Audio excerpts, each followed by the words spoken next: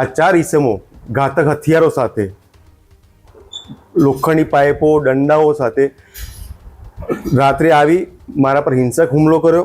વીરપુરના ભદ્રેશ સુથારના ઘરે જઈ માર મારી અને તેઓની સાથે અભદ્ર વર્તન કર્યું હોવાના આક્ષેપ હતા। ભદ્રેશ સુથારને ઘરમાં ઘૂસી મારવામાં આવ્યા હોવાનો પણ ઉલ્લેખ। હજુ સુધી તમે અમારી ચેનલને સબસ્ક્રાઇબ નથી કરી તો અત્યારે જ ન્યૂઝરૂમ ગુજરાતને સબસ્ક્રાઇબ કરો, ફેસબુક અને ઇન્સ્ટાગ્રામ પર ફોલો કરો।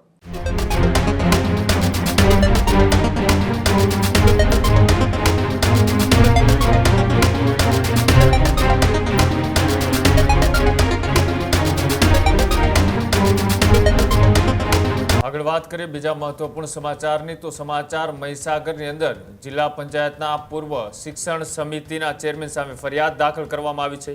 પિનાક શુક્લા સહિત કુલ 3 શખ્સો સામે ગુનો દાખલ થયો। વીરપુરના ભદ્રેશ સુથારના ઘરે જઈ માર મારી અને તેઓની સાથે અભદ્ર વર્તન કર્યું હોવાના આક્ષેપ હતા। ફેસબુક પર ફોટો મૂકવા મુદ્દે વિવાદ છે તે ઉગ્ર બન્યો। લોખંડની પાઇપ અને લાકડાના દંડાથી હુમલો કરાયો હોવાનો પણ આરોપ લાગ્યો।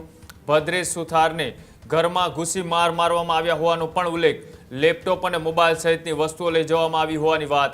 લૂંટ અને મારામારીના ગુનામાં પોલીસ છે તે ફરિયાદ નોંધી અને અગાઉ ભદ્રેશ સુથાર આરોપીઓની ઓફિસમાં કરતા હતા કામ, તેનો પણ આમાં ઉલ્લેખ કરવામાં આવ્યો છે।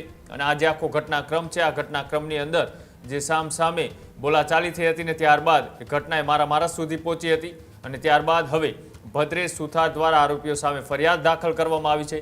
ફરિયાદ દાખલ કરવામાં આવી છે મહીસાગર જિલ્લા પંચાયતના પૂર્વ શિક્ષણ સમિતિના ચેરમેન પિનાકિન શુક્લા સહિત 3 જે શખ્સો છે તેની સામે પોલીસ અત્યારે ફરિયાદ દાખલ કરી છે। વધુ તપાસ છે તે પણ અત્યારે પોલીસ હાથ ધરી રહી છે અને આ જે આખો ઘટનાક્રમ છે તેને લઈ પ્રતિક્રિયા પણ સામે આવી રહી છે। હું વીરપુર ગામનો રહેવાસી છું અને હું 22 તારીખે રાત્રે મારા વીરપુર ખાતે આવેલ મકાનમાં એકલો સૂઈ રહ્યો હતો।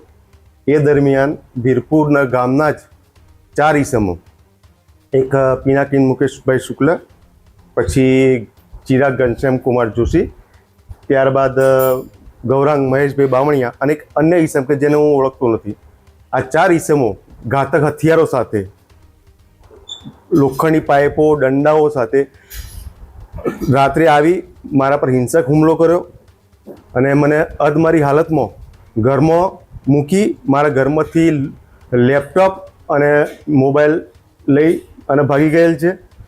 આ પિનાકિન શુક્લ જે છે એ આ અગાઉ પણ આવી કેટલીય ગુનાહિત પ્રવૃત્તિઓ કરી ચૂક્યો છે અને એના પાસે કેટલાય ગંભીર ગુના દાખલ થયેલા છે। બંધ બારણે કેટલીય કમ્પ્લેનો થયેલી છે એના પર અને આને અમુક નેતાઓ છાવરી રહ્યા છે। હજુ સુધી તમે અમારી ચેનલને સબસ્ક્રાઇબ નથી કરી તો અત્યારે જ ન્યૂઝરૂમ ગુજરાતને સબસ્ક્રાઇબ કરો, ફેસબુક અને ઇન્સ્ટાગ્રામ પર ફોલો કરો।